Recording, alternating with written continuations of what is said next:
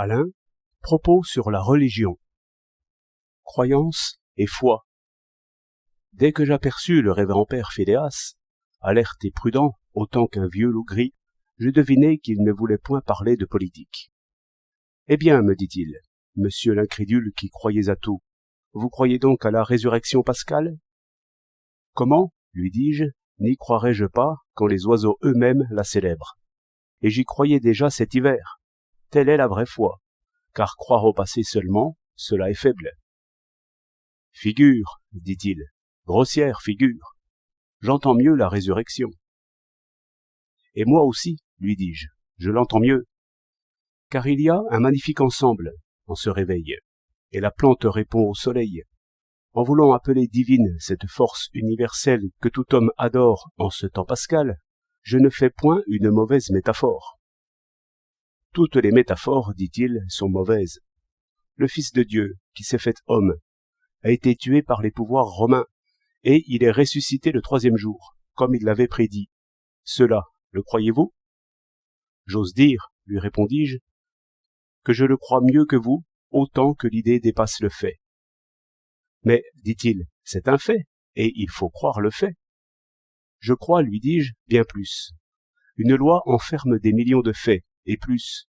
Je crois qu'à chaque minute, l'esprit naît sous la forme humaine pour le salut de tous. Et je crois que la force romaine en armes, à chaque instant, guette l'esprit, et tue la forme humaine dès qu'elle parle au nom de l'esprit.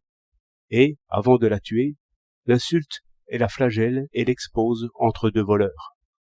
C'est le thème de vos journaux, mon cher. Métaphore, dit Philéas, et je sais que vous êtes un homme d'imagination.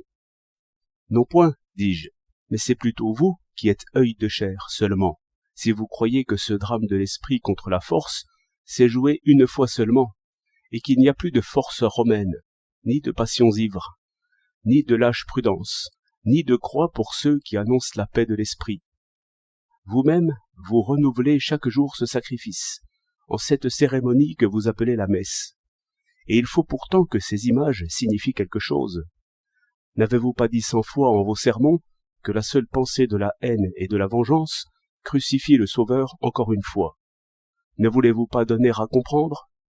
Ne pensez-vous pas qu'il faut aller au-delà de la lettre et même de l'image? Ou bien seriez-vous semblable à un aveugle qui porterait la lumière?